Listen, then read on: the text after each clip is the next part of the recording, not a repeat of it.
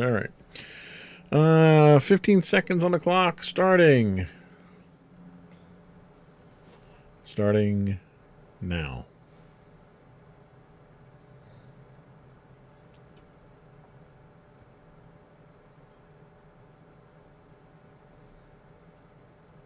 Oh, wait, stop. And then clap. Insights into Entertainment, episode 140, Blueskin and Brains.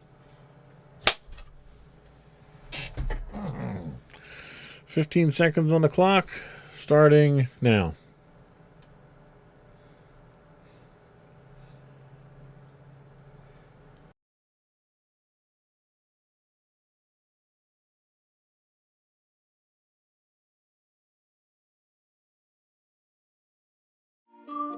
Insightful podcasts by informative hosts.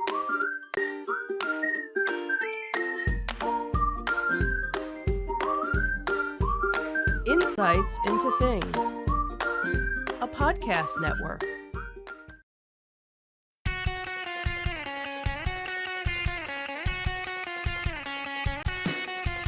Welcome to Insights into Entertainment, a podcast series taking a deeper look into entertainment and media. Your hosts, Joseph and Michelle Whalen, a husband and wife team of pop culture fanatics, are exploring all things from music and movies to television and fandom. Welcome to Insights into Entertainment. This is episode 140, Blueskin and Brains. I'm your host, Joseph Whalen, and my creative and inspiring co-host, Michelle Whalen. Hi, everyone. How you doing today, dear? I am good. How are you? I am doing okay. Apparently, I'm a little cranky today, but Yes, you are. other than You that, need a Snickers. yeah, I guess I'm doing okay. Good week this week? Rough week? It was a good week for me. Good. I'm glad to hear that. It's always good when we have a good week. Yeah, because then, my mood kind of helps the rest of the household. Indeed, you are the control rod in my reactor of attitude. Yes, I am. So we're continuing with our new format this week, and in fact, this week we don't have a Disney story. Right, because I really didn't feel like bashing them. Don't worry. The story the Star Wars I know story I you have will be have. more than enough bashing on Disney. Right, there's a lot of stuff going on, more political Right. than anything else really with Disney right now. So it was kind of one of those things that, Bob Chapek's really not earning a lot of points with anybody right now. No, not even employees Yeah. or cast members. You have Pixar who comes out and gives a very, poignant message about their employees. And today, Chapek finally came out and said, it's kind of like it's a little too late now. Right. It's like you missed the bus on that. Even Iger came out earlier this week with a statement. Right. So which, I guess he has a little bit more freedom, but he never let that stop him when he was CEO. Right. So, yeah. Yeah. So anyway, this week in our Tales from the Edge of the Galaxy, we're going to take a look at what's brewing in the rumor mill about a possible upcoming Disney Plus movie. Then our entertainment news focuses on a new Walking Dead series that has us scratching our heads a bit. And we'll be introducing a new convention recap segment where this week we'll talk about our experience at ZoloCon. And I'm going to be doing that all show today. Yes, you are. Get your money's worth. We'll finish up with some upcoming conventions, actually an upcoming convention and a cancellation we just found out about. Yeah.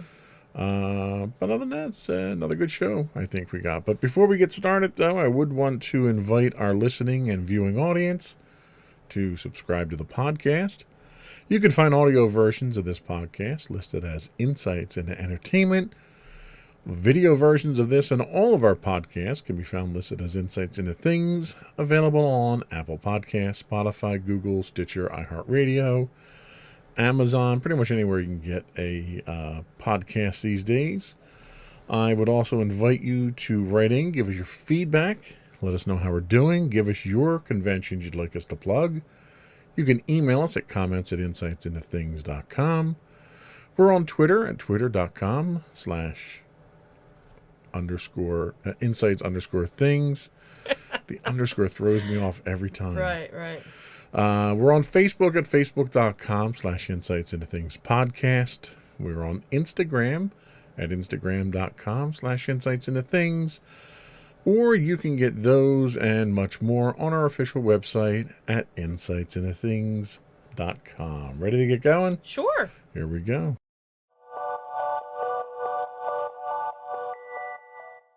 So, in what is a very strange change of pace here, I'm actually leading off with a story today with our Tales from the Edge of the Galaxy.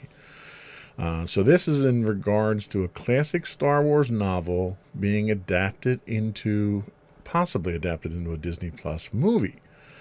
So Disney may be greedy, and they may be selfish. They may treat their cast members like dirt. They may treat their fans like sheep to be sheared at an uncomfortable rate. But one thing Disney isn't is stupid. Disney knows a gold mine when they see it. Disney usually knows when to fix a mistake when they've made it. Though the jury's still out on the Bob Chapek mistake they've yet to fix. Rumors abound that Disney's first full-length feature film for Disney Plus might very well be their attempt to correct the ship and fix a major mistake they made with the Star Wars franchise. We've talked about the genius of Timothy Zahn and his Thrawn trilogy many times on this podcast. At least I have. Mm-hmm. I've read many of his books. It's what should legitimately have been the proper sequel to the original Star Wars trilogy instead of that hot mess of a disjointed jumble of plots and misused, underdeveloped characters we see in episodes 7, 8, and 9. It's also the biggest crime against Star Wars that Disney perpetrated when it relegated the compelling story and dynamic characters of the realm to the realm of legends in one fell swoop by declaring expanded universe content non-canon. Perhaps Disney realized how much of a cash cow these novels, or at least the characters in them, were, and have been working to correct their mistake. A series of Thrawn books have come out under Disney, though not the same story as that presented in Zahn's original novels. Thrawn's also appeared in comics as well as in animated series such as Rebels. Well, when references of Thrawn-based stories were dropped in The Mandalorian, and Thrawn was name-dropped in the Ahsoka episode, hope sprang anew that we'd see our favorite Blueskin villain on the silver screen. Well, let's not get ahead of ourselves here. Disney's already decided to back off over the milking of the proverbial Star Wars cow, in theaters at least, after they saturated the market with their peculiarly... I wrote this and I can't even read it. Their peculiarly disconnected set of unnecessary storylines. So, we'll take a look at Solo, for instance, okay? So, in Solo, a Star Wars movie that should have never been made, it failed to wow audiences, and I was certainly among them. Right. Of course, going out of your way and casting someone in the iconic role of Han Solo who absolutely had no resemblance to the original actor didn't help, but squeezing years of what we as fans knew as expanded universe backstories about the beloved smuggler into just a few days in the movie. Right, right. And then trying to pass it off as genuine didn't help either. There was even criticism in doing the research over Rogue One's performance at the box office. It brought in like $383 million. Okay. So I don't know how greedy Disney is to label Rogue One a failure financially. But the movie itself was brilliant, and it was a refreshing return to the Star Wars I knew from my youth. And come on, short of the animated series, you've never seen Vader so badass as you did in the hallway scene. Mm-hmm. And that's what everyone's hoping to see come Obi-Wan. Right. But regardless of how successful the fans might or might not think these movies were, Disney decided to focus on the small screen with their Disney Plus offerings. Well, they managed to strike gold with The Mandalorian. The book of everyone but Boba frankly sucked. Until it became Mandalorian Season 2.5 in the middle of the season. Right, yeah. So we're eagerly awaiting Andor. We talked about that. We're waiting Ahsoka. We're waiting for Obi-Wan. They dropped the trailer for that finally. Mm-hmm. I think the bartender from Freetown's due to get his own spin-off next. I could see somebody doing that as a fan one. As long as, mind you, as long as he doesn't piss off the execs at Disney by, saying something inappropriate. Right. Because we've seen that's one way to get your spin-off ripped out from under you. That is true. Anyway, with all these storylines soon to roll out on Disney Plus, there's a real danger they might be milking this venue more than they deserve at this point, too. I mean, you want to talk about oversaturating the market. So there's rumors of a Disney movie that might be a collection of half-truths, wishful thinking, and Disney focus groups trying to feel out the fans. However, if they're remotely accurate, then there's reason for Thrawn fans everywhere to get excited. The current rumor mill suggests that Disney is taking a page out of Kevin Feige's playbook. With all the irons in the fire, Disney may be moving all these disparate stories towards a unified conclusion in the form of a Disney Plus movie. That movie, if Giant Freaking Robot is to be believed, is based on Zahn's Heir to the Empire novel, which is the first book in the original Thrawn trilogy. Okay. It's even rumored that Lars Mikkelsen is the leading candidate to play the Blueskin, red-eyed art aficionado himself. Interesting. Now, Mikkelsen played Thrawn in the animated series. He also happens to be the brother of Mads Mikkelsen, who played Jyn Erso's father, Galen Erso, in Rogue One. So there's a family connection to Star Wars already, which is kind of cool. So there's some problems with this idea, though. So not all of the series that we have out there right now kind of fit into the time frame, right? So if you look at Andor, which is yet to be released, so Andor can't feed into this story at this point in time because obviously Andor takes place, the series Andor has to take place before Rogue One. Right. And in Rogue One, the title character meets his end, and that movie ends right before A New Hope. So that kind of eliminates a good chunk of that, any way to build that story into it. We also have to rule out Obi-Wan, because no matter what happens in the new series, we know Obi-Wan isn't around, at least not in the physical sense, after A New Hope. Right. So that can't feed into it. Okay. So that leaves us with The Mandalorian and its 30,000 spinoffs. Okay. So you've got Mandalorian, you've got Ahsoka, you've got Book of Everyone But Boba, you've got Rangers of the Republic if they come out with that, and anything else that comes off it. It's in the bartender story too, obviously.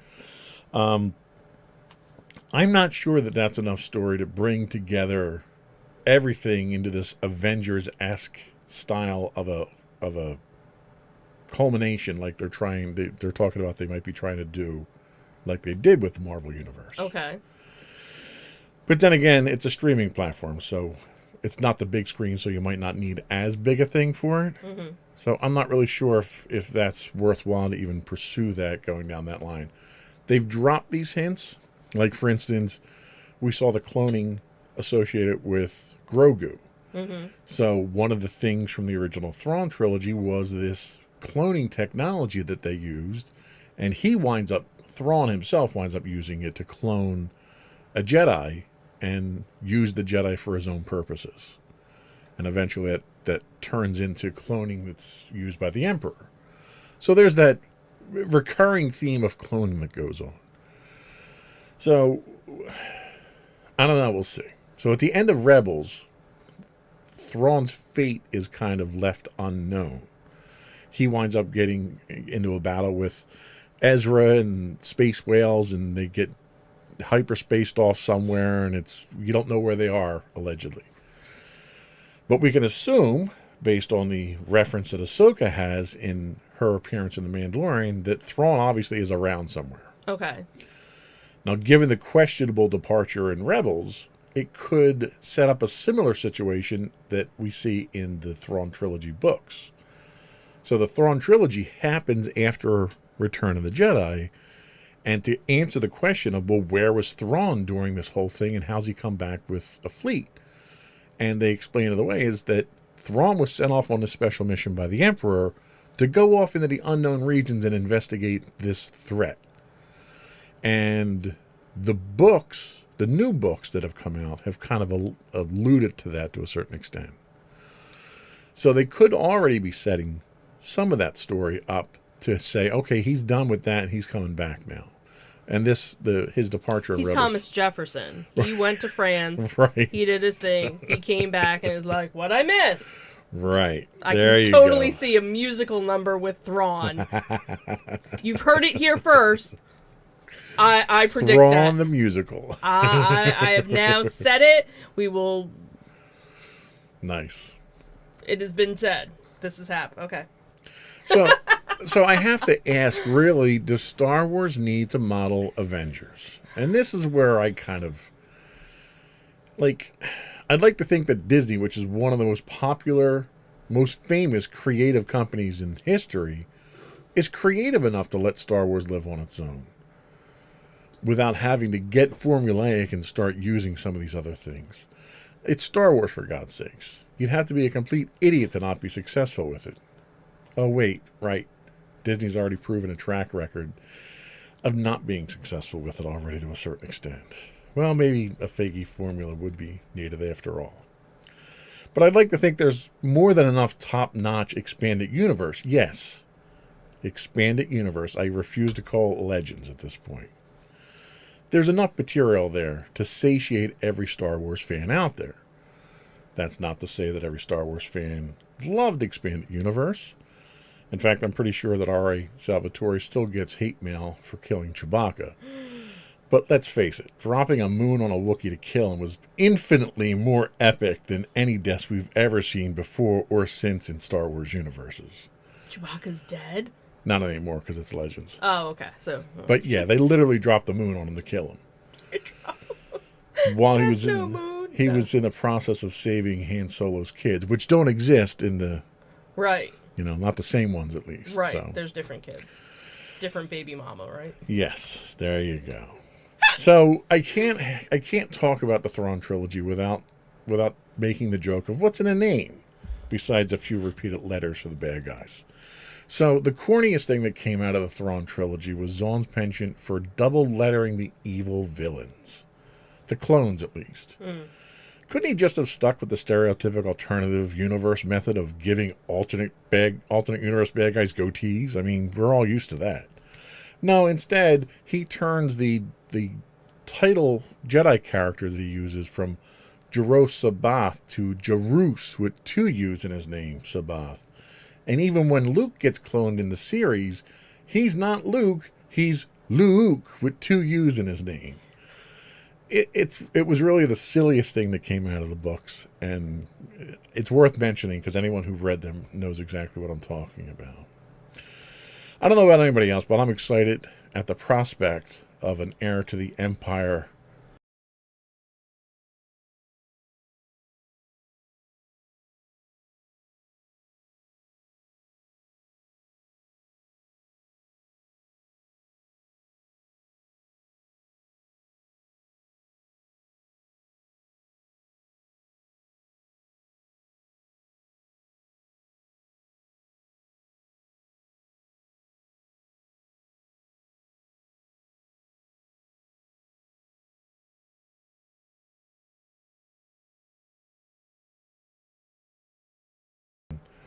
take a look at the books again and read them again. But what do you think? Do you think we need that Avengers-style culmination of these stories?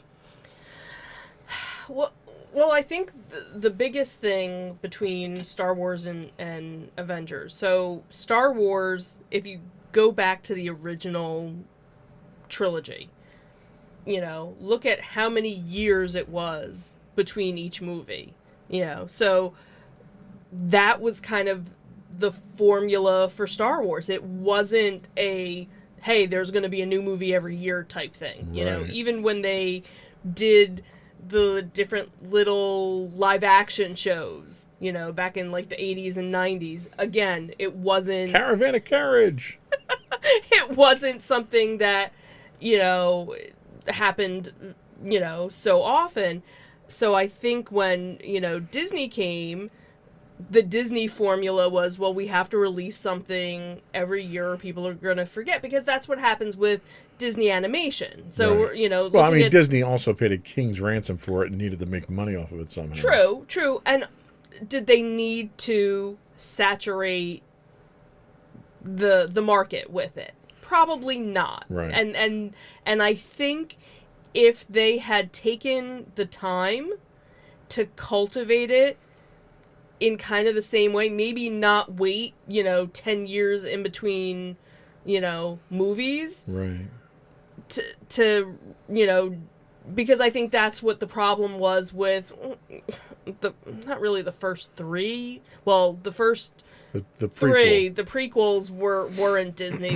It was the sequels that were. Yeah.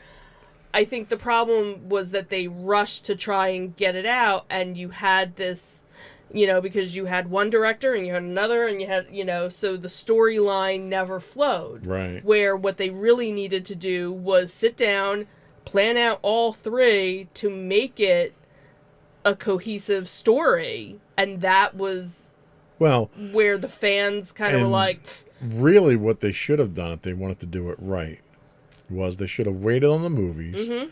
They should have put the series out first, and the series should have been used to fill in that time yes. gap. And I think that was the other thing too, because again, you have now the First Order. Where the hell they come from? Right. We don't know anything about what this is. Well, and the problem that you have here is, so they put the movies out that are 30 years, 35 years in the future. Then they designed a theme park to fit that time frame. right.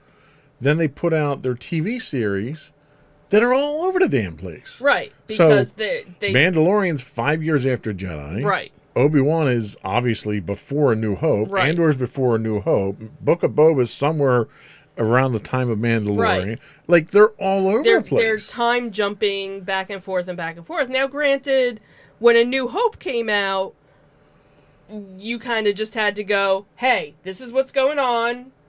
There's this bad guy.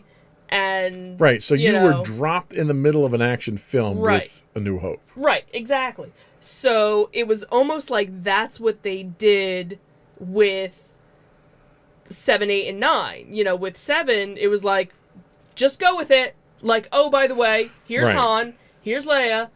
We don't talk about Luke. he was really the Bruno of the thing. And oh yeah, there's Chewie. There, so here's a couple of people that you kind of know. Right. And here's somebody, oh, he's related to Darth Vader. Oh, okay. And just to spend... Well, see, and it worked in A New Hope because you had Right. no idea what the universe was, Right. and they defined it as you went along. Right. When you get to Force Awakens, you already have an expectation of what that universe is like because you've just lived through 3 movies. Right. And then you get there, and it turns out it's an alternate universe. It's nothing Really? like what you expected. Right, because after Return of the Jedi, everything was happy-go-lucky. Yep. Now, all of a sudden, it's been 35 years, and things aren't so... What? Right. Like, they should have had a previously in Return of the Jedi. Exactly. So, And what they yes. did was they tried to put some of that backstory in novels, and 3% of your movie viewers read the novels. Right, exactly. And that's where that was their big mistake. So they should have done, like you said, some sort of series to kind of catch you up. Right. And if you wanted to watch it, great. If you didn't, at least it was, to kind of get you ready. So I think that was, the problem. Then obviously we have the other problem where you had, Just Ryan, terrible writing. you had, it was like 3 completely different movies that didn't really... They just happen to have flow. the same people show up in the movies. And even then, they were probably like... And they were all utilized completely different in every Right, movie. right.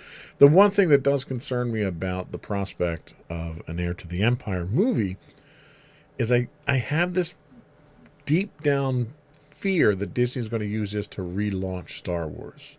Because this happens in the timeline, same timeline as Mandalorian. So you can't bring back Mark Hamill. You can't bring back Harrison Ford.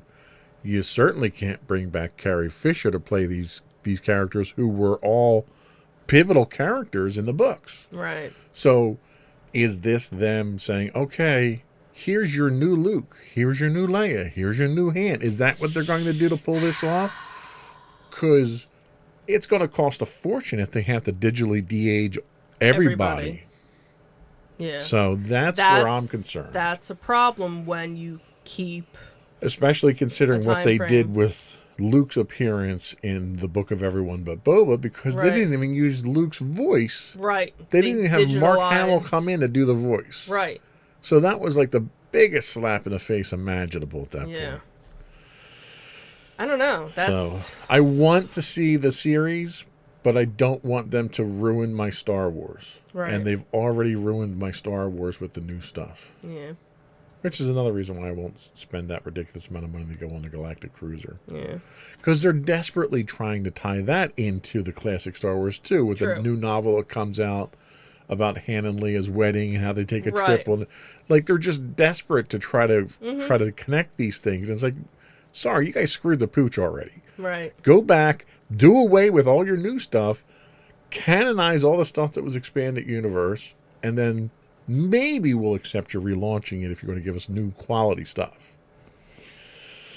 So anyway, that was my story, and we took off half the show for that. So well, that's good. We're going to take a quick break, and we'll be back with entertainment news.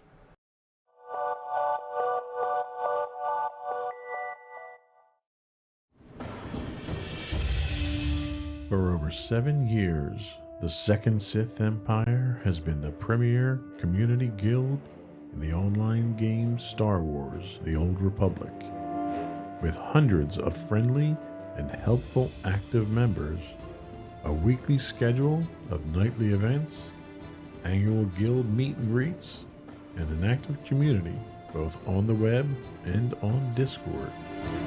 The Second Sith Empire is more than your typical gaming group. We're family. Join us on the Starforge server for nightly events such as operations, flashpoints, world boss hunts, Star Wars trivia, guild lottery, and much more. Visit us on the web today at www.thesecondsithempire.com.